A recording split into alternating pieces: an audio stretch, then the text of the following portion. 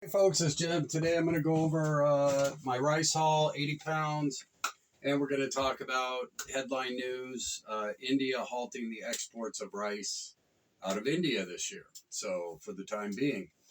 So that is the headline of this video. Let me open with a disclaimer. It's not advice of any kind, not storage advice, no advice of any kind. Please seek out professional advice that is right for you. This video is for entertainment purposes only.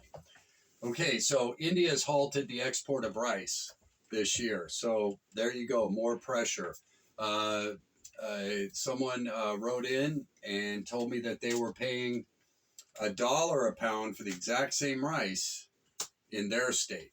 Okay, so I got mine at almost 50 cents a pound. They're paying $1 a pound already. Okay, so consider that, folks. All right. And now India's halted the export of rice. China's hoarding grains. Obviously, India is going to be hoarding grains this year. And probably every country in the world that has grains is going to be hoarding them out of fear of being short, right? So, as one country won't export, now it tends to cause countries to tighten their belt and want to keep as much as they can at home. Hopefully the U.S. has a good grain crop this year and we'll be exporting. We used to be the world's food supply at one time. We could go back to that if we wanted to. And hopefully our government will take the reins off of our farmers and let them go back to full production. We'll see, and make it profitable for them as well. But if the price of grains are up, more farmers are going to plant because it's going to be more profitable, right? Okay. So anyway, now let's get into the long-term food storage and the added costs to the rice. So I paid about 5 cents a serving for this because we have 200 servings per 20-pound bag. Total of 800 servings here. So when I break it down at $42 for the cost of my rice, that's about 5 cents a serving. But then we have to add in the Mylar bags and the 5-gallon bucket and the oxygen absorbers to our long-term prepper storage plan, don't we? If we want to store things properly. So the Mylar bags that I'm going to be using for this evolution are the 2 quarts, 7.5 mil, which I got on sale. 100 bags in this pack right here. Always buy your Mylar bags if you can at the 100 count because they're generally cheaper unless you feel like going to the 500 count. That depends on where you're at in your prepper journey and how much you're going to be using them. I only buy them in the 100 count because I generally will use them up throughout a year or two. It will take a long time for me to use the full 100 bags unless I'm packing 200 or 300 pounds of rice. Then that's different. Okay, but and this just happened to be on sale, so I picked them up on Amazon Prime Days. Next thing is oxygen absorbers, and while you can buy bulk absorbers, be careful when you do it, and here's the reason why. When I buy my absorbers, I make sure they're in smaller packets with 5 or so or 10 per packet, so that when I do go to packing, I'm not wasting the full 100 supply opening the bag and allowing air to get to them. Each little packet is individually sealed to keep these absorbers fresh, okay? So keep that in mind as well. There's good companies out there and ones with no forethought about things like oxygen absorbers. So try and keep that in mind as well. And I highly recommend you do not buy oxygen absorbers all packed in one bag. Probably not a good idea. But the way that I showed you here, and most of the reputable companies do that. This company is Lifebuoy. They happen to do that way, and they were on sale at 50% off on Prime Days. So I grabbed them. Now, so you have to calculate that cost. While the food itself cost me 5 cents a serving, by the time I add in my oxygen absorbers, my Mylar bags, and the 5-gallon bucket, for this particular job, for this 80 pounds, I'm going to be paying about 7 cents total per serving. The 5 cents for the food, but it added 2 cents per serving for long-term storage. So make sure you calculate all those expenses in. And what's another expense that I don't have to pay here? That is your sealer. Okay, I have a high-end sealer. I can dial it in to the thickness of the bag. These are 7.5 mils, but I also have 5 mils. I have 10 mils. You know what I mean? Mylar bags. So make sure your sealer is somewhat adjustable. If you do get a sealer and you get into prepping long term, make sure it's an adjustable sealer. So you can turn up or down that heat depending on the thickness of the bag, or you're going to wind up with a mess depending on what you buy, because there's 5 mil bags as well. And I actually have 5 mil bags.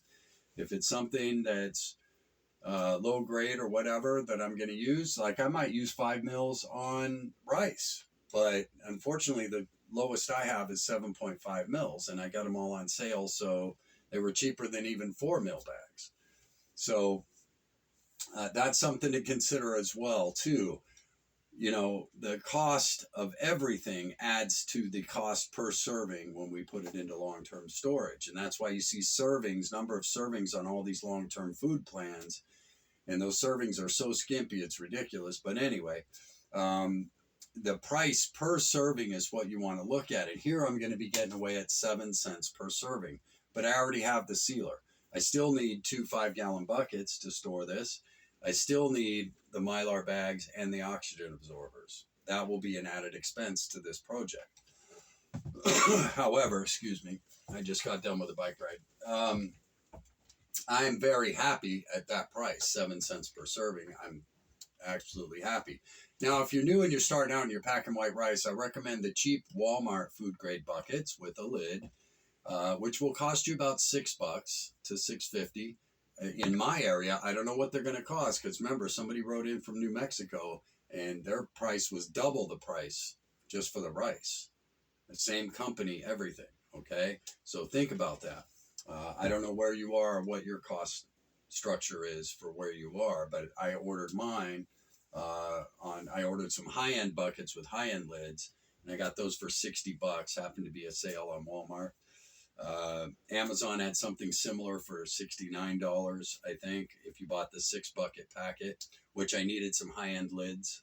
So I ordered the whole kit and caboodle, and I'm going to Walmart to get 6 to 10 more low-end buckets to pack rice, because I realize I am down on my food grade buckets and I like to stay ahead.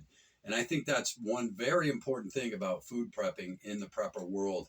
Get things on sale when they're available. That's why having a prepper budget or food, storage budget and all of that is very important, because when we can grab these absorbers, bags, and buckets on sale, we're saving a considerable amount cost per serving to store long term. And that's huge over your prepper life. Massive amount of savings there. I can't stress that enough, okay?